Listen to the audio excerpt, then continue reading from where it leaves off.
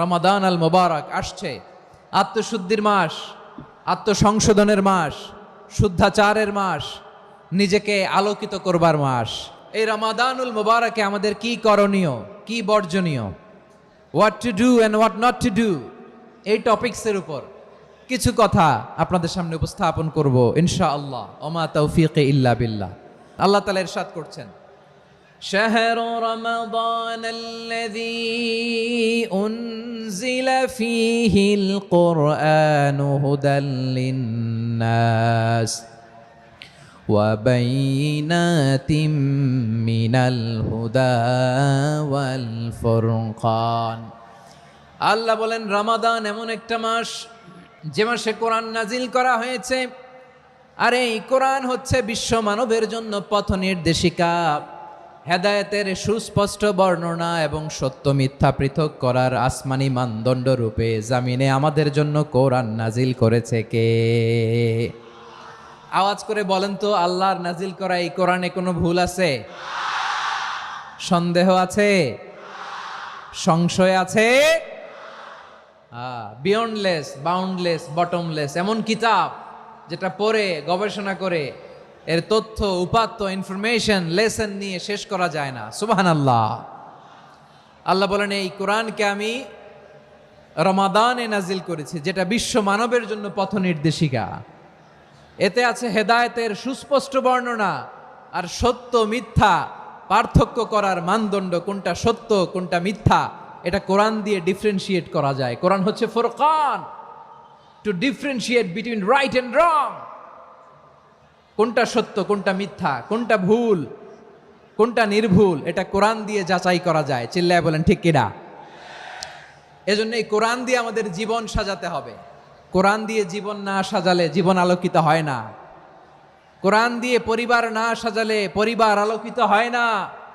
কোরআন দিয়ে সমাজ না সাজালে সমাজটা শান্তিময় হয় না। শুধু দুর্নীতি দমন কমিশন দিয়ে দুর্নীতি বন্ধ করা যায় না। কোরআনের আইন বাস্তবায়ন করা ছাড়া এই সমাজ থেকে দুর্নীতি বন্ধ করা যাবে না। চিল্লায় বলো ঠিক কিনা? আমার প্রিয় ভাইরা, এই কোরআন নাজিল হয়েছে এই রমাদান আল মুবারক, এই বরকতময় মাসে। তাই আমাদের উচিত আসন্ন যে রমাদান আল মুবারক, এই রমাদানে কোরআনের সাথে নিজেদের সম্পর্ককে বাড়ানো। আপনি কি জানেন কোরআন নিয়ে কোন ফেরেশতা পৃথিবীতে এসেছিল? জানেন? ফেরেশতার নাম কি বলেন তো? জিবরিল আলাইহিস সালাম। সাইয়েদনা জিবরিল কোরআন নিয়ে এসেছেন, ফলে উনি হয়েছেন শ্রেষ্ঠ ফেরেশতা। বিশ্ব নবীর উপর কোরআন নাজিল হয়েছে, তাই তিনি হয়েছেন শ্রেষ্ঠ নবী। রমাদানে কোরআন নাজিল হয়েছে, তাই রমাদান হয়েছে শ্রেষ্ঠ মাস। কদরের রাতে কোরআন নাজিল হয়েছে, তাই কদর হয়েছে শ্রেষ্ঠ রাত। আমরাও যদি কোরআনের সাথে সম্পর্ক বাড়াই, আমাদের মর্যাদাও এরকম, আমাদেরকেও শ্রেষ্ঠ মানুষ বানায় দিবে কে? এজন্য কোরআনের সাথে সম্পর্ক বাড়াইতে রাজি আছেন তো? যারাই কোরআনের সাথে সম্পর্ক বাড়ায় এদের মর্যাদা বাড়ায় দেয় কে? শাবান মাস আসলে, রজব মাস আসলে সাহাবারা কি করতেন আসুন আমরা দেখি কিভাবে তারা রমাদানকে ওয়েলকাম জানাতেন। রজব শাবান আসলেই ওনারা রমাদান পর্যন্ত পৌঁছার আকুতি, আগ্রহ আর ফরিয়াদ আল্লাহর কাছে জানাতেন আর বলতেন, ইয়া আল্লাহ, রমজান পর্যন্ত আমাদের হায়াত বাড়িয়ে দাও। আল্লাহুম্মা বাল্লিগনা রমাদান, আল্লাহ তুমি রমজান পর্যন্ত আমাদের পৌঁছে দাও। আল্লাহুম্মা বারিক লানা ফি রজব ওয়া শাবান ওয়া বাল্লিগনা রমাদান, আল্লাহ রজব শাবানে বরকত দাও, আল্লাহ রমজান পর্যন্ত তুমি আমাদেরকে পৌঁছে দাও। আওয়াজ করে পড়ে না আমিন। আমার প্রিয় চাপাই নবাবগঞ্জের ভাইরা, গত বছর অনেকের সাথে আমরা একসাথে রমাদান কাটিয়েছি, তাদের অনেকে দুনিয়াতে এখন বেঁচে নাই, এরকম আছে না নাই? আচ্ছা, এই বছর যদি খুশনসিব হয় আমাদের, আমরা যদি পাই, আগামী বছরও যে রমাদান আমরা পাবো কোনো গ্যারান্টি আছে? তাহলে আসুন আমরা ভেবে নেই, হতে পারে this Ramadan could be the last and final Ramadan in our life. হতে পারে এই রমাদানই হতে পারে আমার জীবনের শেষ রমাদান। তাই আসুন আমরা আল্লাহর কাছে দোয়া করি, আল্লাহুম্মা বাল্লিগনা রমাদান, আল্লাহ তুমি রমাদান পর্যন্ত আমাদেরকে পৌঁছে দাও। আওয়াজ করে পড়েন আমিন। ইবনু রাজব আল হাম্বালি লাতাইফুল মাআরিফের মধ্যে লিখেছেন, সাহাবারা ওনারা রমাদান কেন্দ্রিক, আমাদের সালাফ সালফে সালেহিনরা রমাদান কেন্দ্রিক জীবন কাটাতেন। ওনারা রমজান আসার 6 মাস আগে আল্লাহর কাছে দোয়া করতেন, আল্লাহ রমজান পর্যন্ত পৌঁছে দাও। রমজান চলে যাওয়ার পরে বাকি 6 মাস আল্লাহর কাছে দোয়া করতেন, আল্লাহ এই রমাদানে যে আবাদত করেছি এই আবাদতগুলো তুমি কবুল করে নাও, সুবহানাল্লাহ। তাহলে পুরো বছর রমাদান কেন্দ্রিক জীবন। রমজান আসার আগে 6 মাস দোয়া করতো, আল্লাহ আমরা যেন রমজান পাই। রমজান চলে যাওয়ার পরে বাকি 6 মাস বলতো, আল্লাহ রমজানে যে আবাদত করেছি এগুলো তুমি কবুল করে নাও, সুবহানাল্লাহ। আবার এই শাবান মাসে আল্লাহর হাবিব সাল্লাল্লাহু আলাইহি ওয়াসাল্লাম সবচেয়ে বেশি রোজা রাখতেন। এই শাবান শেষে আমাদের মধ্যে আগমন করবে রমাদান, এবং এই রমাদানুল মুবারক আল্লাহ তাআলা আমাদের জন্য সিয়াম ফরজ করেছেন। কি ফরজ করেছেন? তিনি সূরাতুল বাকারার 183 নম্বর আয়াতে ইরশাদ করছেন, রাব্বুল আলামিন বলেন, ইয়া আইয়ুহাল্লাযীনা আমানু কুতিবা আলাইকুমুস সিয়ামু কামা কুতিবা আলাল্লাযীনা মিন ক্বাবলিকুম লাআল্লাকুম তাত্তাকুন। আল্লাহ বলেন, ও বিশ্বাসীরা শোনো শোনো, তোমাদের জন্য সিয়ামকে ফরজ করা হয়েছে ঠিক যেমন ভাবে তোমাদের পূর্ববর্তী উম্মতদের উপরও সিয়ামকে ফরজ করা হয়েছিল, লাআল্লাকুম তাত্তাকুন, যাতে করে তোমরা সবাই মুত্তাকি হতে পারো। সুবহানাল্লাহ বলেন, যাতে করে তোমরা আল্লাহ সচেতন হতে পারো।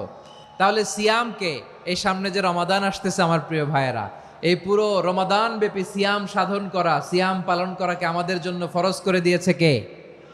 এটা শুধু আমাদের উপরই ফরজ না, আমাদের আগে যত জাতিগোষ্ঠী এই পৃথিবীতে এসছে সবার উপরে সিয়াম পালনকে ফরজ করেছে কে? তবে ধরনটা ভিন্ন ছিল, এক এক জাতিগোষ্ঠীর জন্য এক এক ধরনের ছিল। আমাদের জন্য সিয়াম ফরজ টানা 1 মাস 30 দিন বা 29 দিন। পূর্ববর্তী অনেক উম্মতের উপর 1 মাস ছিল না, 3টা ফরজ ছিল। কয়টা? প্রতি মাসের 13, 14, 15 ফরজ ছিল তাদের জন্য। কারো জন্য শুধু একটা, আশুরার রোজা। কোন কোন উম্মতের জন্য 10টা।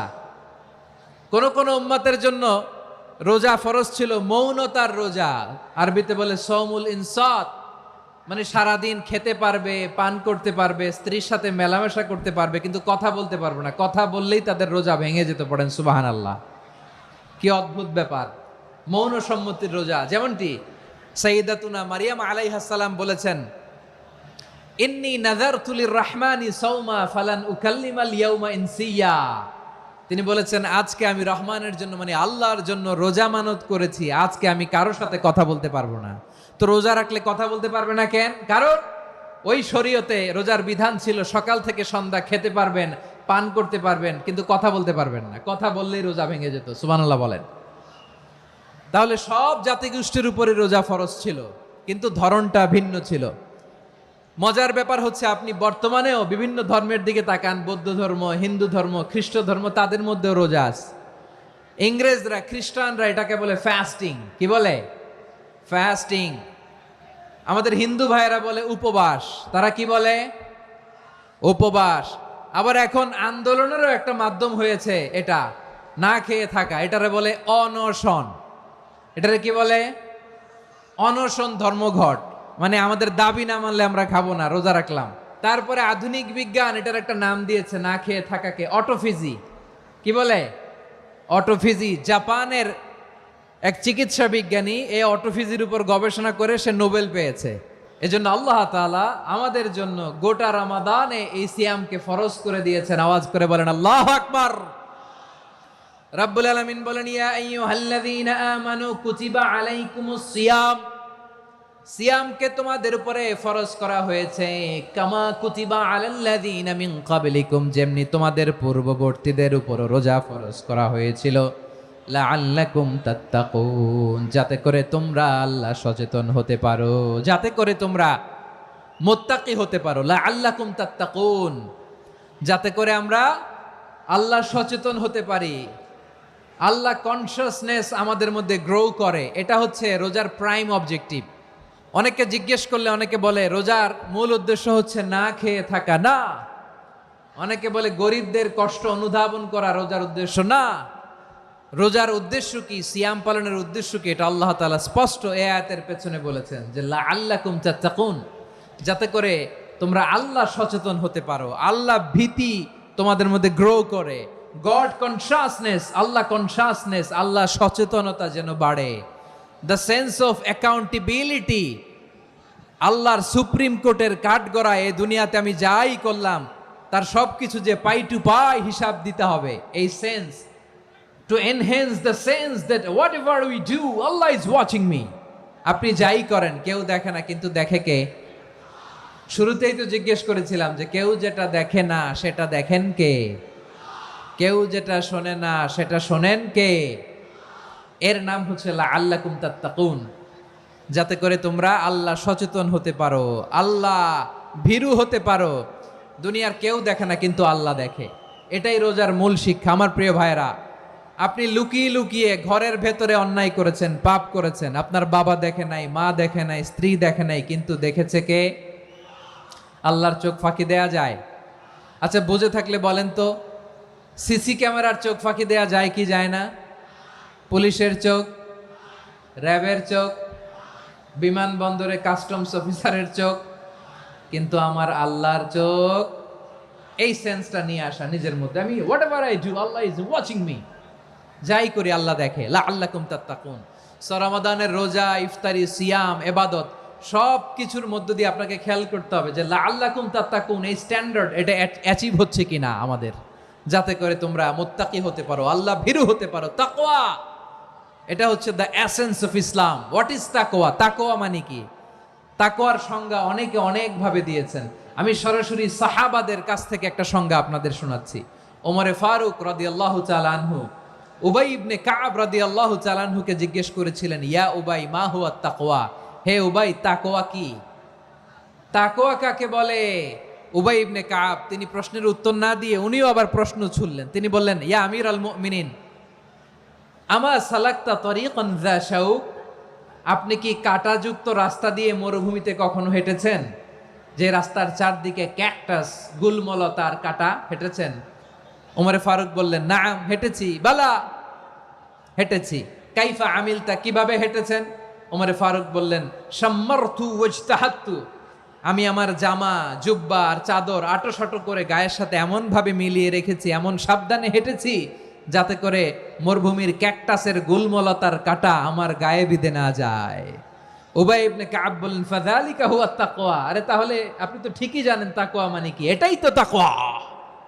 ওই রাস্তা দিয়ে যেভাবে হেঁটেছেন পুরো দুনিয়ার জিন্দেগিটা এইভাবে সাবধানে চলার নামই হচ্ছে তাকওয়া। চিল্লায় বলো ঠিক কিনা? এই দুনিয়াতে পাপ পঙ্কিলতা থাকবে, শয়তানির হাতছানি থাকবে, অপরাধ প্রবণতা থাকবে, নফসের খায়েশ থাকবে, অন্যায়ের হাতছানি থাকবে। সব কিছুকে দোলে মুচড়ে পেছনে ফেলে সাবধান হয়ে এই দুনিয়ার সিরাতুল মুস্তাকিমের পথে চলতে হবে। যেই রাস্তা শুরু হয়েছে দুনিয়াতে, শেষ হয়ে গিয়েছে আল্লাহর জান্নাতের ভেতরে। চিল্লায় বলেন ঠিক কিনা? আমার প্রিয় চাঁপাইনবাবগঞ্জের ভাইয়েরা, এটার নামই তাকওয়া। উবাই ইবনে কাব বললেন, ও আমিরুল মুমিনিন, ওই কাঁটাযুক্ত গুলমলতার রাস্তার মধ্যে ঠিক যেমনি সাবধান হয়ে আপনি হেঁটেছেন, এই দুনিয়ার বুকে ওই সাবধান হয়ে চলার নাম হলো তাকওয়া। সুবহানাল্লাহ। তাকওয়ার শুধু দুইটা নমুনা আপনাদের সামনে পেশ করব, আপনাদের ক্লিয়ার হয়ে যাবে। একটা নমুনা তো দিলাম, আরেকটা নমুনা, সেটাও ওমরে ফারুক রাদিয়াল্লাহু তাআলা আনহুর জীবনী থেকে। উনি ছিলেন ন্যায়পরায়ণ শাসক। রাত্রিবেলা প্রজাদের কি হাল হাকিকত, কি অবস্থা, ঘুরে ঘুরে প্যাট্রোলিং করতেন পুলিশের মতো। সারা রাত তিনি ঘুরেছেন কার কি অবস্থা দেখে, শেষ রাতে তিনি ফিরে আসতেছেন। তিনি থাকতেন, সেই বুখারীতে এসেছে, কানা ইয়াসকুনু ফি আওয়ালিল মদিনা, মদিনার উঁচু এলাকায় থাকতেন। তো ফিরে আসার সময় উনি একটা প্রাচীর বেষ্টিত ঘরের পাশে দুইজন নারীর কথোপকথন শুনতে পেলেন। একজন বৃদ্ধা, একজন যুবতী। উনি কান লাগিয়ে শুনতে পাচ্ছেন। বৃদ্ধা মা, ওমর ফারুক কাউকে দেখতে পাচ্ছেন না, শুনতে পাচ্ছেন। বৃদ্ধা মা তার যুবতী মেয়েকে বলে, এই তাড়াতাড়ি ওটের দুধ দহন করে ওটের দুধের সাথে পানি মিশাও, তাইলে কালকে বাজারে মদিনায় বেশি দামে বিক্রি করা যাবে, লাভ হবে অনেক। বৃদ্ধা মহিলা এটা বললেন।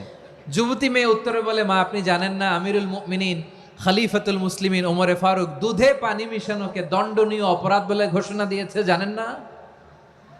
এবার বৃদ্ধা মহিলা বলে, আরে পাগলি, এই ভোর রাতে আমিরুল মুমিনিন ওমরে ফারুক আসবে কোত্থেকে?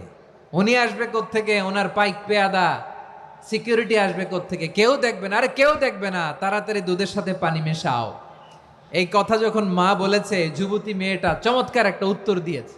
তিনি বলেছিলেন, ইয়া উম্মি, ও আমার মা, লাউলা রাআ উমর লা রাআ রব্বু উমর। ও আমার প্রিয়তমা মা, আপনি ঠিকই বলেছেন, গভীর রাতে ওটের দুধে পানি মিশালে ওমর দেখবে না, কিন্তু মা খেয়াল রাখবেন, ওমর যদি নাও দেখে, ওমরের রব কিন্তু দেখে। চিল্লায় বলেন ঠিক কিনা?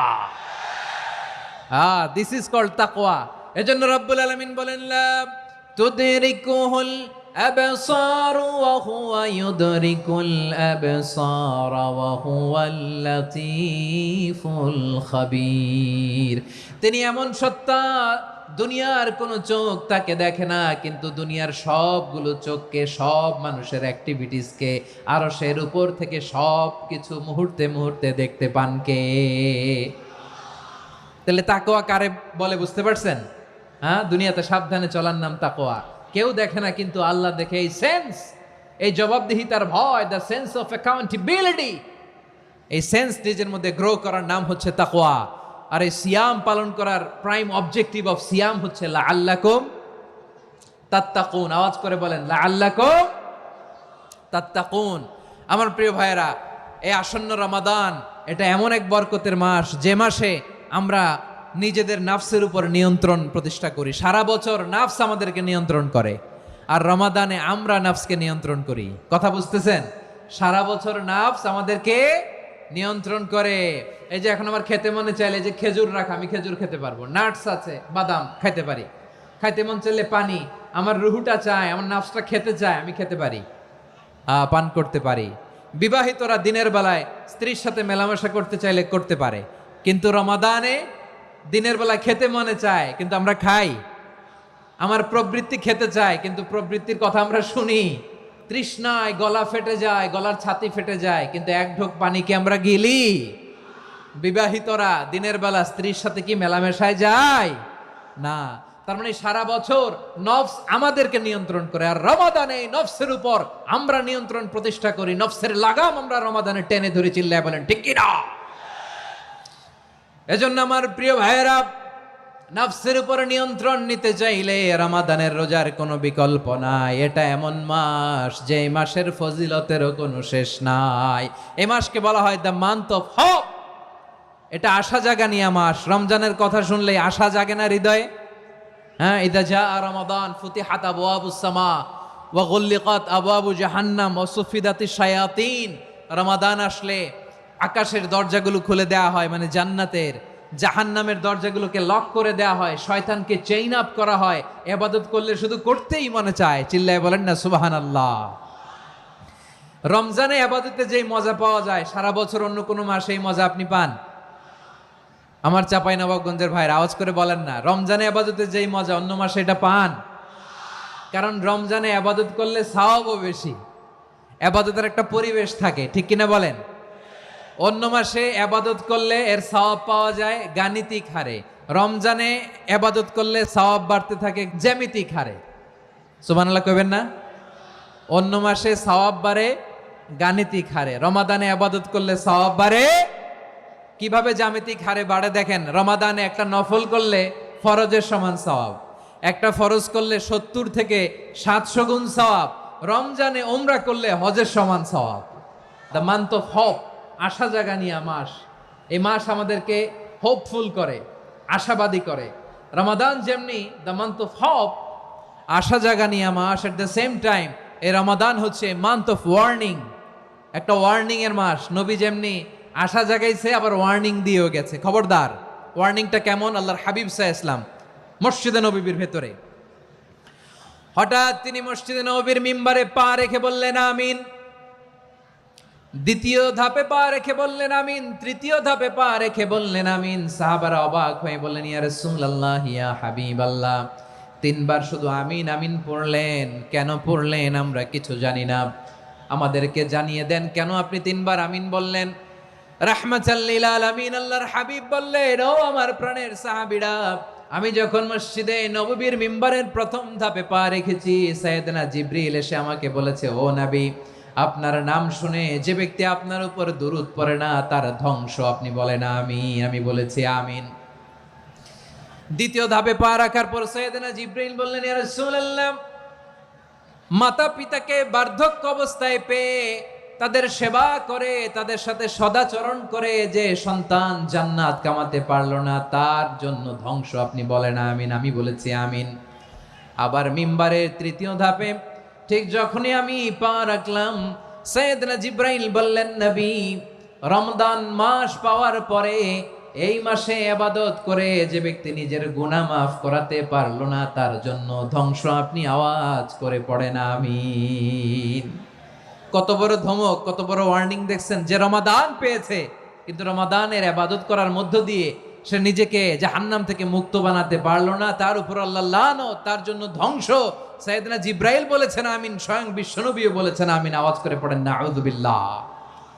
তাহলে রমজান আসবে আর আমরা নিজেদেরকে জাহান্নামীদের লিস্ট থেকে নাম কাটিয়ে জান্নাতীদের লিস্টে উঠাতে পারবো না। এর চেয়ে বড় হতভাগা কি আর কেউ থাকতে পারে? তাহলে রমাদানের এই রহমত, বরকত, মাগফিরাত, ফজিলত আমাদের কামাই করার দরকার আছে না নাই? আমার প্রিয় ভাইরা, আপনি পৃথিবীতে যত ইবাদত করেন সব ইবাদতের সওয়াব নির্ধারিত। এটা পাবেন বা ওইটা পাবেন, এই সওয়াব জান্নাতে, এই বাড়ি ওই বাড়ি। শুধু সিয়ামের সওয়াবটা অনির্ধারিত। কুল্লু আমালি ইবনে আদম ইউদাফ আল হাসানাতু আশরু আমসালিহা ইলা 700 দি'ফিন ইল্লা সাওম।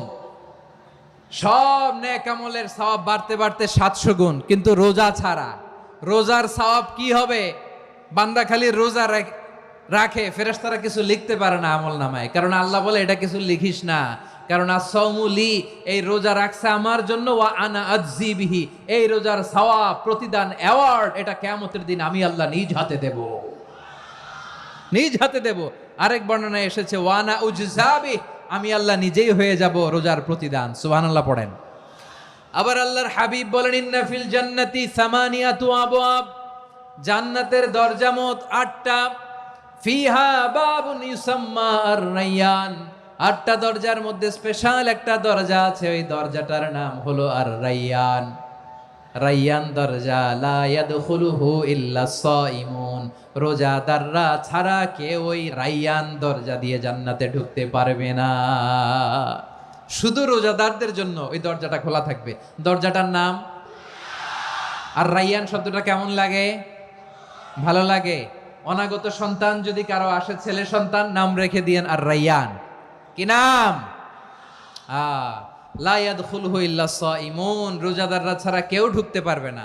মান দাখালাহু লাম ইয়াযমা আবাদা, একবার যে এই গেট দিয়ে ঢুকবে, he will never be thirsty again, তার গলা থেকে চিরকালের জন্য আল্লাহ তৃষ্ণা মিটায়া দিবে।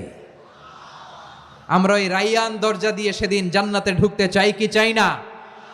আমার প্রিয় ভাইরা, প্রতি রাতে রমাদানে আল্লাহর ফেরেশতারা আহ্বান জানায়, ইয়া বাগিয়াল খাইরি আকবিল, ইয়া বাগিয়াশ শাররি আকসির, হে কল্যাণের পথের যাত্রী, আকবিল, প্রসিড, আরো ইবাদত করো, আগাও আগাও, আরো জান্নাতের নাজ নেয়ামত কামাও। হে অকল্যাণের পথের যাত্রী, আকসির, স্টপ স্টপ, অনেক হয়েছে। আন্না, এ রমাদান এটা পাপের মাস নয়, এটা ইবাদত করে জান্নাত কামানোর মাস। চিল্লায় বলো ঠিক কি না? ওয়ালিল্লাহি উতাকাউ মিনান নার ওয়া যালিকা কুল্লা লাইলা, রমাদানের প্রতি রাতে আল্লাহ তাআলা এরকম লাখো বনি আদমকে মাফ করে দেওয়ার ঘোষণা দেয়, নাজাতের ঘোষণা দেয়। আমরা আল্লাহর পক্ষ থেকে মাফ, নাজাত চাই কি চাই না? আর কিছু যে চাই না আমি, চাই গো নাজাত, আল্লাহ তোমার কাছে আমার এই মুনাজাত। আর কিছু যে চাই না আমি, চাই গো নাজাত, আল্লাহ তোমার কাছে আমার এই মুনাজাত, আল্লাহ তোমার কাছে আমার এই মুনাজাত। পড়েন আমিন। তাহলে রমাদানকে আমরা বুদ্ধিমানের মতো কাজে লাগাতে চাই কি চাই না? বুদ্ধিমানের মতো কাজে লাগাইতে হবে। মুমিনরা স্মার্ট হয়।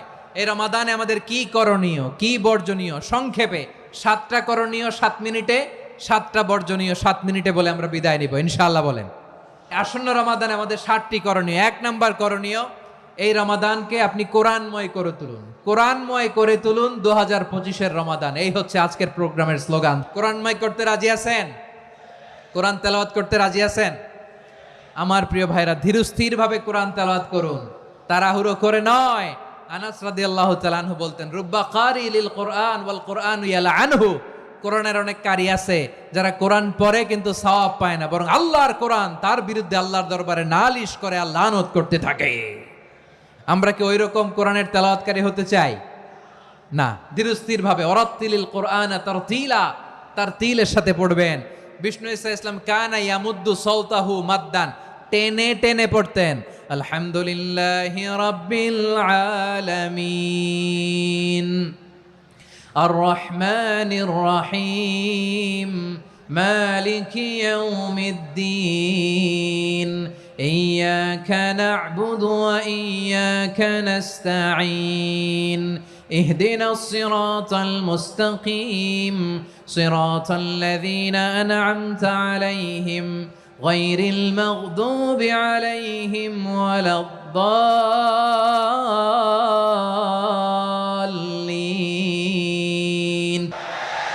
كان يمد صوته مدا টেনে টেনে পড়তেন। ওয়া কানা ইউকাত্তিউ আয়াতান আয়াতান, প্রত্যেক আয়াত পড়ে পড়ে তিনি থামতেন। এভাবে কোরআন পড়তে হবে। আমাদের অনেক মা বোনেরা আজকের এই চাঁপাইনবাবগঞ্জের প্রোগ্রামের অনেকগুলো মহিলা প্যান্ডেল আমি ল্যান্ডিং করার সময় দেখেছি। আমার অনেক বোনেরা ওনারা কোরআন খতম করতে যে এমনভাবে তেলাওয়াত করেন, কোরআন তেলাওয়াতের আদব আর অবশিষ্ট থাকে না। আমরা তার তিলের সাথে তেলাওয়াত করব, যেমনটি আমি পড়ে শোনালাম। বিষ্ণু ইসলাম প্রতি আয়াত শেষে থামতেন, টেনে টেনে পড়তেন, তার তিলের সাথে পড়তেন, সুর করে পড়তেন। মানলাম ইয়াতাগান্না বিল কোরআন ফালাইসা মিন্না, যে সুর করে কোরআন পড়ে না সে আমার উম্মত হতে পারে। জাইনুল কোরআন বিআসওয়াতিকুম, বিষ্ণু বলেন সুর করে কোরআন পড়বা। অনেকে কোরআনের খতম তুলবার জন্য কোরআনরে একেবারে খতম করে দেয় না। আপনি ধীরস্থির ভাবে পড়ে যদি খতম দিতে পারেন মাশাআল্লাহ, না পারলে যতটুকু পারেন পড়বেন। এরপর অনুবাদ পড়ার চেষ্টা করবেন, তাফসীর পড়ার চেষ্টা করবেন। আপনাদের জন্য এক অনন্য উপহার রয়েছে আমার পক্ষ থেকে, এক নজরে কোরআন 114 সূরার সারমর্ম সার নির্যাস আমরা নিয়ে এসেছি এখানে। বাংলা ভাষায় আমার জানা মতে খুব সম্ভবত এই প্রথম কাজ কেউ করে নাই। আরবিতে পাবেন এরকম অনেক বই, ইংরেজিতে কিছু কাজ আমরা দেখেছি, কিন্তু বাংলায় পাবেন না। এত চমৎকারভাবে আমরা সূরাগুলোর সারমর্ম সার নির্যাস তুলে ধরার চেষ্টা করেছি। 5 পৃষ্ঠায় আপনি জেনে যাবেন এই সূরার সেন্ট্রাল থিম কি, এই সূরায় কি কি নিয়ে আলোচনা করা হয়েছে, এই সূরা থেকে মূল লেসন কি, মূল শিক্ষা কি, সহজে আপনারা বুঝে যাবেন। সুযোগ হলে এটা সংগ্রহ করবেন। আপনারা যে কোনো ধরনের ভালো অনুবাদ আপনারা পড়বেন, তাফসীর পড়বেন। আমরা কোরআনময় করতে চাই। খতম কোরআনে রমাদানের 1 খতম দেওয়ার একটা সহজ পদ্ধতি হচ্ছে রমাদানের প্রতি নামাজের পরে 4 পৃষ্ঠা। প্রতি নামাজের পরে কয় পৃষ্ঠা? 4 পৃষ্ঠা। তাহলে 5 ওয়াক্তে 4 পাঁচা 20 পৃষ্ঠা। হেফজে কোরআনগুলো 20 পৃষ্ঠা 1 পারা। এভাবে 30 দিনে আপনার 1 খতম হয়ে যাবে। আমরা যেন তার তিলের সাথে বিশুদ্ধভাবে কোরআন তেলাওয়াত করতে পারি। আল্লাহ তৌফিক দান করুক। পড়ে না আমিন। 2 নাম্বার করণীয়, ধীরস্থির ভাবে তারাবির সালাতগুলো যেন আমরা আদায় করি। তাড়াহুড়ো করবেন না আল্লাহর ওয়াস্তে, তাড়াহুড়ো করবেন না, তাহলে কোরআন আমাদের জন্য বদদোয়া করবে। তাড়াহুড়ো করবেন তারাবির নামাজে। তারাবির নামাজ সালাতুত তারাবিহ মানে বিশ্রামের নামাজ। আর আমরা পড়ি সলাতুল কেতার, রেলগাড়ির মতো নামাজ। না, এরকম করবেন না। ইমাম সাহেবদেরকে আশ্বস্ত করুন যে ইমাম সাহেবরা আমরা পিছনে আসি আপনাদের সাথে, আপনি আস্তে আস্তে পড়েন, তার তিলের সাথে পড়েন, ধীরস্থির ভাবে তারাবির সালাত পড়বেন। সারা বছর এই সুযোগ হয় না দাঁড়িয়ে কোরআন শোনার, এরকম আয়োজন ব্যবস্থাপনা সারা বছর আর আমরা পাই বলেন তো না। তারাবির সালাতের রাকাত বিতর্ক এড়িয়ে চলুন। রাকাত নিয়ে বিতর্ক করবেন না। 8 রাকাত 20 রাকাত নিয়ে যে মারামারি এই দেশে, এটা শয়তানের ফন্দি। চিল্লায় বলেন এটা কার ফন্দি? আমরা 20 রাকাত পড়ি, আপনারা হয়তো 8 রাকাত পড়েন, কোনো অসুবিধা নাই। আমরা যারা 20 রাকাত আমরা পড়তেছি, আমরা 20 রাকাতের কথাই বলি। 20 রাকাত আমরা পড়বো আজীবন। সৌদি আরবে মক্কা মদিনায় 20 রাকাত পড়ে, কোনো অসুবিধা নাই। অন্যান্য মসজিদগুলো 8 রাকাত পড়ে। এই নিয়ে এদের মধ্যে মারামারি আছে? হ্যাঁ, এই জন্য রাকাত বিতর্ক এড়িয়ে চলবেন। প্রিয় ভাইয়েরা, আপনার আমল আল্লাহর কাছে কবুল হবে সংখ্যার বিচারে না উত্তমতার বিচারে? বলেন তো। উত্তমতার বিচারে। কত চমৎকার ভাবে আপনি আল্লাহর সামনে দাঁড়াতে পারছেন এটা বিবেচ্য। রুকু সেজদাগুলো সুন্দরভাবে করবেন। রুকু থেকে সোজা হয়ে দাঁড়ানো ওয়াজিব, 2 সেজদার মাঝখানে সোজা হয়ে বসা ওয়াজিব। এই তা'দীলুল আরকান বাদ দিলে হানাফি মাযহাব মতে সৌ সেজদা দিতে হবে, অন্য মাযহাব মতে নামাজই হবে না আপনি। এই জন্য ধীরস্থির ভাবে তারাবির সালাত যেন আমরা আদায় করি। পারা যাবে তো ইনশাআল্লাহ? 3 নাম্বার, তাহাজ্জুদের সালাত আদায় করুন। বছরের অন্য সময় উঠতে পারি না, অনেকে বলে হুজুর উঠতে পারি না, কিন্তু রমাদানে সাহারি খাওয়ার জন্য তো উঠাই লাগে। কি বলেন? আল্লাহর হাবিব বলেন তাসাহহারু ফা ইন্না ফিস সাহুরি বারাকা, তোমরা সাহারি খেও, কেননা সাহারির ভেতরে বরকত ঢুকায় দিয়েছে কে? একটা খেজুর, এক গ্লাস পানি খেলেও সারা দিন আপনাকে তরতাজা রাখে কে? তো সাহারির জন্য যেহেতু উঠতেই হয়, সাহারি খাওয়ার আগে বা পরে 2 রাকাত 4 রাকাত তাহাজ্জুদ পড়া যাবে না? রব্বুল আলামিন বলেন ওয়ামিনাল লাইলি ফাতাহাজ্জাদ বিহি নাফিলাতান লাকা আসা আইয়াবআসাকা রাব্বুকা মাকামান মাহমুদা। ও নবী, রাতের কিছু অংশ সময় তাহাজ্জুদের সালাত আপনি আদায় করবেন, কারণ এই তাহাজ্জুদ হলো আপনার জন্য নাফিলাতাল লাক, অতিরিক্ত ফরজ। আপনাকে মাকামে মাহমুদে অধিষ্ঠিত করবে কে? এজন্য যারা সম্মানিত হতে চান, সম্মানের আসনে যেতে চান, তাদের জন্য তাহাজ্জুদ অবধারিত। আমরা রমজানে সাহারির আগে তাহাজ্জুদ পড়তে চাই কি চাই না? এই নামাজটারে আল্লাহ বড্ড ভালোবাসেন। কেন জানেন? কারণ গভীর ঘুমকে স্যাক্রিফাইস করে আমরা এই নামাজ পড়ি। ঘুমের আরবি জানা আছে কারো? ঘুমরে আরবিতে কি বলে? অনেকগুলো আরবি আছে। একটা আরবি হচ্ছে নুআস, তন্দ্রা, তন্দ্রা, আমানাতান নুআসা কোরআনে এসেছে। আরেকটা আছে ঝিমুনি, ঝিমুনি, এইভাবে ঝিমুনি আসে ঘুমের আগে, এটারে বলে সিনা। এটারে কি বলে? সিনা। স্বাভাবিক ঘুমকে আরবিতে বলে নাউম। স্বাভাবিক ঘুমকে কি বলে? এই সিনা আর নাউমকে আল্লাহ এক আয়াতে এনেছেন, লা তাখুযুহু সিনাতু ওয়ালা নাউম। আল্লাহর তন্দ্রা নাই, ঘুম নাই, ঘুমের আগে যে তন্দ্রা আছে ওইটাও নাই। তাহলে নুআস, সিনা, নাউম পেলাম। আরেকটা ঘুমের আরবি হচ্ছে হুজুদ। এটা মাঝরাতের ঘুম, শেষ রাতের ঘুম, যেই ঘুমটা বড্ড মজা লাগে। কাঁথা টেনে টেনে, ব্ল্যাঙ্কেট টেনে টেনে আরেকটু ঘুমাইতে মন চায়, আরেকটু, আর 1 মিনিট, আর 2 মিনিট, এরকম একটা মজার ঘুম শেষ রাতে আছে না নাই? এই শেষ রাতের ঘুম, এই হুজুদের ঘুমকে স্যাক্রিফাইস করে যেই সালাত পড়া হয়, ওই সালাতের আরবি নাম হচ্ছে সলাতুল হুজুদ বা সলাতুত তাহাজ্জুদ। চিল্লায় বলেন আল্লাহু আকবার। এজন্য আল্লাহ তাআলা এই তাহাজ্জুদের সালাতকে এত পছন্দ করেন। পড়বেন তো রমাদানে? 4 নম্বরে, মুক্ত হস্তে দান করুন। মুক্ত হস্তে দান করুন।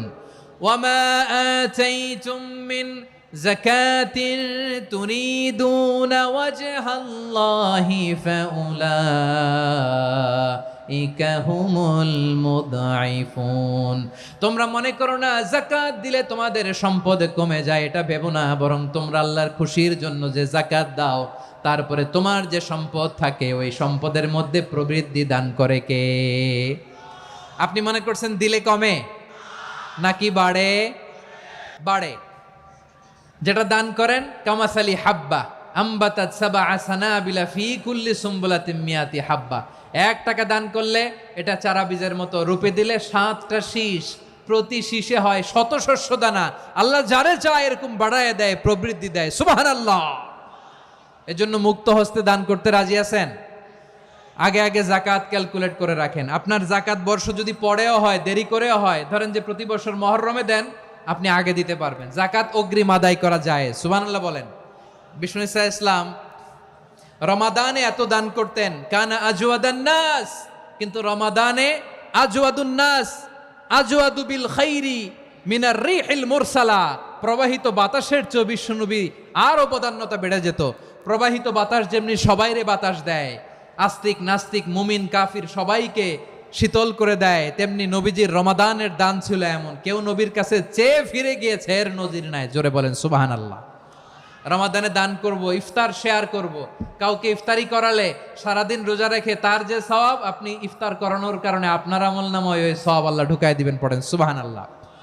সাহাবারা বললেন, নবী আমরা গরিব মানুষ, ইফতারি খাওয়ানোর পয়সা নাই। আল্লাহর হাবিব বললেন, ওয়ালাউ বিমাজকাতি লাবান, 1 ঢোক দুধ, ওয়ালাউ বিতামরা, 1টাও খেজুর, ওয়ালাউ বিশারবাতিমা, 1 ঢোক পানি খাইয়েও যদি কারো রোজা ভাঙাও, তারপরে ওই সওয়াব তোমার আমলনামায় দিবে কে? তাহলে মুক্ত হস্তে দান করুন, 4 নাম্বার। 5 নাম্বার হচ্ছে কদর তালাশ করুন। রমজানের সবচেয়ে দামি সময়, বিষ্ণুই বলেন, মান হরিমা খাইরাহা ফাকাদ হরিম, যে কদর মিস করলো সে সব মিস করলো, হি ইজ দ্য লুজার। আচ্ছা বলেন, এই বরকতের মাসে আমরা কি লুজার হতে চাই না গেইনার হতে চাই? ইন্না আনজালনাহু ফি লাইলাতিল কদরি ওয়া মা আদরাকা মা লাইলাতুল কদর, লাইলাতুল কদরি খায়রুম মিন আলফি শাহর। পড়েন আল্লাহু আকবার। লাইলাতুল কদরি খায়রুম মিন আলফি শাহর, হাজার মাসের চেয়েও সেরা। 1000 মাসে হয় 83 বছর 4 মাস। 83 বছর 4 মাস টানা ইবাদত করলে যেই সওয়াব, কদরের রাতে ইবাদত করলে অতটুকু সওয়াব আপনি পাবেন, আল্লাহ সেটা বলে নাই। আল্লাহ বলে তার চাইতে বেশি সওয়াব দিয়ে আপনার আমলনামা ভরে দিবে কে? কদর যেন মিস না হয়। 21, 23, 25, 27, 29 নাকি খালি 27? না, ফালতামিসু ফিল আশরিল আওয়াখিরি ফিল মিনাল ভিতরি, রমজানের শেষ দশকের বেজর রাতগুলোকে কদর হিসেবে তালাশ করো। আল্লাহর হাবিব সাল্লাল্লাহু আলাইহি ওয়াসাল্লাম শেষ 10 দিন টানা ইবাদত করতেন, টানা ইবাদত।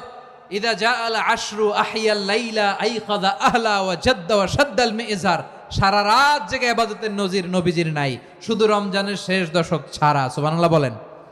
নিজেও ঘুমাতেন না, ফাতেমা রাদিয়াল্লাহু তাআলা আনহু, আলী রাদিয়াল্লাহু তাআলা আনহু কাউকে ঘুমাতে দিতেন না, সবাইকে জাগিয়ে তুলতেন। আমরা সারা রাত জেগে ইবাদত করব, রাজি আছেন তো? কদর যেন আমাদের মিস না হয়। আজকে থেকেই ক্যালেন্ডারে মার্ক করে রাখেন, সব কাজ পেছনে ফেলে, সব ব্যস্ততাকে পেছনে ফেলে ইবাদতের জন্য আমরা প্রস্তুত থাকব কদরের রাতে। কোনোভাবে কদর যেন আমাদের মিস না হয়, ইনশাআল্লাহ। বলেন তো সবাই। 6 নম্বরে পারলে ইতিকাফ করবেন। আল্লাহর হাবিব সাল্লাল্লাহু আলাইহি ওয়াসাল্লাম প্রতি বছর 10 দিন ইতিকাফ করতেন। যে বছর ইন্তেকাল করবেন সে বছর 20 দিন ইতিকাফ করেছেন। আপনি বলবেন, হুজুর ইতিকাফ না করলে সমস্যা কি? আমার নবী একটা ইবাদত সারা জীবনেও ছাড়ে নাই, আর আপনি জীবনে একবারও করেন নাই। এবার হিসাব আপনার কাছে। না পারলে অন্তত রাত্রি বেলাগুলো মসজিদে কাটাবেন। পারবেন তো ইনশাআল্লাহ? সব শেষে শিশু এবং নারীদের ব্যাপারে বিশেষ খেয়াল রাখবেন। শিশুদের রমাদানের ব্যাপারে উৎসাহ দেন, তাদের প্রস্তুতি নেওয়ান, তাদেরকে রোজা রাখতে দিবেন। আমার ভাইয়েরা এবং বোনেরা, পর্দার আড়ালে মায়েদেরকে বলবো, চাপাই নবাবগঞ্জের মায়েরা, 1 দিন 2 দিন না খেয়ে থাকলে আপনার ছেলে মেয়ে মারা যাবে না। ওদেরকে উৎসাহিত করেন, ওদের ছোট্ট যারা রাখতে দেন, বলেন যে বাবা সকাল থেকে দুপুর পর্যন্ত না খেয়ে থাকলে তোমার অর্ধেক রোজা, এরকম 2 দিন অর্ধেক মিলে তোমার 1 রোজা। এরকম আমি কত রোজা রাখছি ছোটবেলায় কোনো হিসাবই নাই। আমার দাদি বলতো সকাল থেকে না খেয়ে দুপুর 12টা পর্যন্ত রাখলে নাকি অর্ধেক হয়, এরপরের দিন অর্ধেক, 2 অর্ধেক মিলে 1 রোজা। এটা তো আসলে রোজা হয় না, কিন্তু তাকে উৎসাহ দেয়া। ইফতার প্রোগ্রামগুলোতে নিবেন আমাদের বাচ্চাদেরকে, দেখবেন যে ওর ক্ষুধা লাগতেছে, খায় না, কারণ কেউ খায় না। একজন আজান দিচ্ছে, সবাই খেজুর নিয়ে ইফতার করতেছে। এই দৃশ্য, এই ট্র্যাডিশন, এই ইবাদত, এই তারবিয়া ওর আগামীর জীবনটাকে সুন্দর করবে। চিল্লায়া বলেন ঠিক কি না? এভাবে আগামীর প্রজন্মকে আমাদের গড়তে হবে। শিশুদের রোজার ব্যাপারে প্রস্তুতি নিন, উৎসাহ দিন। আর নারীদেরকে কষ্ট দিবেন না। সারা দিন পেঁয়াজু, আলুর চপ, বেগুনি, পাকোড়া, ছোলা, মুড়ি, শরবত, রুয়াবজা আছে না নাই, বানাতে বানাতে আমাদের বোনেরা কাহিল হয়ে যায়, আর তারাবি পড়তে পারে না, ইবাদত করতে পারে না। আমরা যেন আমাদের বোনদের প্রতি ইহসান করি। পারবেন তো সবাই? এই 7টি করণীয়, 7টি বর্জনীয়র 1 নাম্বার, বিলম্বে ইফতার করবেন না কখনো। 1 নাম্বার, দেরি করে ইফতার করা নিষিদ্ধ। ইহুদিরা দেরি করে ইফতার করে। লা ইয়াজালুন নাসু আলা খাইরিন মা আজ্জালুল ফিতরা। বিশ্বনবী বলেছেন, এই উম্মত যতদিন আগে আগে ইফতার করবে, এই উম্মতের কপাল থেকে কল্যাণ কেউ ছিনিয়ে নিতে পারবে না। চিল্লায় বলেন ঠিক কি না? আজানের জন্য বসে থাকবেন না, সময় দেখবেন। স্থানীয় সময় যখন সূর্যাস্ত হওয়া মাত্রই বিসমিল্লাহ, খেজুর খেয়ে ফেলবো। পারবেন তো? 2 নাম্বার, রমাদানের পবিত্রতা বজায় রাখবো। কোনো তর্ক বিতর্ক অশ্লীলতায় আমরা জড়াবো না, ঝগড়া করবো না, সরাসরিও না, ফেসবুকেও না। করবেন? কেউ গালি দিলে বলবেন ইন্নিমরুন সায়েম, আমি রোজাদার। আল্লাহর হাবিব শিখিয়েছেন, কেউ যদি তোমার গালি দেয়, কটু কথা বলে, অশ্লীল কথা বলে, রমজানে তুমিও বলতে পারবে না। তুমি বলতে পারবা ইন্নিমরুন সায়েম, আমি রোজাদার। আজকে থেকে নিয়ত করেন, রমজানে কেউ গালি দিলে আপনি একটা গালি দিবেন নাকি? কি বলবেন? রোজাদার, রমজানের পবিত্রতা আমি ভঙ্গ করতে পারবো না। অশ্লীল নাটক, সিনেমা আমরা দেখবো না। ব্যাড হ্যাবিট থাকলে এই রমাদানে এটা ছাড়ার মহা সুযোগ। স্মোকিং এর অভ্যাস আছে অনেকের, ঠিক কিনা? যদি কারো থাকে, কে করে হাত তোলালাম না আমি, এই রমাদানে এই স্মোকিং হ্যাবিট থেকে আমরা বেরিয়ে আসবো, ঠিক কিনা বলেন? 3 নাম্বার, আমরা মিথ্যা বলবো না। বিশ্বনবী বলেন, মানলাম ইয়াদা কাওলা যুরি ওয়াল আমালা বিহ ফালাইসা লিল্লাহি হাজাতুন ফি আইয়াদা তাআমাহু ওয়া শারাবা। যে রমজানে মিথ্যা কথা, মিথ্যা কাজ, মিথ্যা সাক্ষী ছাড়তে পারে নাই, তার না খেয়ে থাকা, উপবাস থাকা দিয়ে আল্লাহর কিছু যায় আসে না। এজন্য মিথ্যার সাথে আমাদের কোনো সম্পর্ক আছে? মিথ্যা বলবো না। 4 নাম্বার, অপচয় করব না। ইন্নাল মুবাযযিরিনা কানু ইখওয়ানাশ শায়াতিন ওয়া কানা শাইতানু লিরাব্বিহি কাফুরা। অপচয়কারী শয়তানের ভাই। আচ্ছা, যে শয়তানের ভাই ও নিজেও আরেকটা কি? শয়তান। অপচয় করব না। ইফতারি করতে যে আমরা অনেকে অপচয় করি, এগুলো করবেন আপনারা না। অপব্যয় করব না। 5 নাম্বারে, রিয়া, লোক দেখানো ইবাদত আমরা করব না। লোক দেখানোর জন্য নামাজ, রোজা, জিকির, তেলাওয়াত, দান, সদকা এগুলো করলে আল্লাহর দরবারে এগুলো কবুল হবে। বিশ্বনবী বলেন, দাজ্জালের ফিতনার চেয়ে একটা বড় ফিতনার ভয় আমি করি, সেটা কি? আর রিয়া, শো অফ মেন্টালিটি, লোক দেখানো মানসিকতা। এটা থেকে আমরা বিরত থাকবো ইনশাআল্লাহ। 6 নাম্বার, অনেক গুরুত্বপূর্ণ, ব্যবসায়ী ভাইয়েরা, অনেক অসাধু ব্যবসায়ী আছে রমজান আসলে নিত্য প্রয়োজনীয় পণ্যের মূল্য বৃদ্ধি করে দেয়। এরকম আছে না নাই? এগুলো করবেন না। মজুদদারি করবেন না। পণ্যের কৃত্রিম সংকট বাজারে করবেন না। আপনি লাখ টাকা কামায়া ভাবছেন যে রোজাদারদের কষ্ট দিয়ে ধনী হবেন, এমন রোগ আল্লাহ আপনারে দিবে, কোটি টাকা দিয়েও আপনি হাসপাতালের বিল পরিশোধ করার ক্ষমতা আপনার হবে না। খবরদার। শেষ বয়সে দেখবেন কি কষ্ট আপনার হয়। আপনি রোজাদারদের কষ্ট দিচ্ছেন, আল্লাহ আপনার সুখে রাখবে? আল্লাহর দোহাই লাগে, আমার ব্যবসায়ী ভাইয়েরা এটা করবেন না। আরব বিশ্বে আমরা দেখেছি, আরব বিশ্বের ব্যবসায়ীরা সারা বছরে ব্যবসা করে, রমজানে ভর্তুকি দেয়। আর আমার দেশের কিছু অসাধু ব্যবসায়ী রমজানে গলাকাটা ব্যবসা করে আর সারা বছর সইটার উপর দিয়ে চলে। চিল্লায় বলেন ঠিক কিনা? করবেন না, এটা করবেন না। নিত্য প্রয়োজনীয় পণ্যের মূল্য বৃদ্ধি করা হারাম, পণ্যের কৃত্রিম সংকট তৈরি করা হারাম, মজুদদারি করা হারাম, রোজাদারদেরকে কষ্ট দেয়া হারাম, এটা করবেন না। 7 নাম্বারে সর্বশেষ কথা, অধীনস্থ যারা আছে তাদের কাজের চাপ আপনারা কমিয়ে দিবেন। কাজের লোক, ফ্যাক্টরির ওয়ার্কার, স্টাফ, তাদের প্রতি যদি রহম করেন, আপনার উপর রহম করবে কে?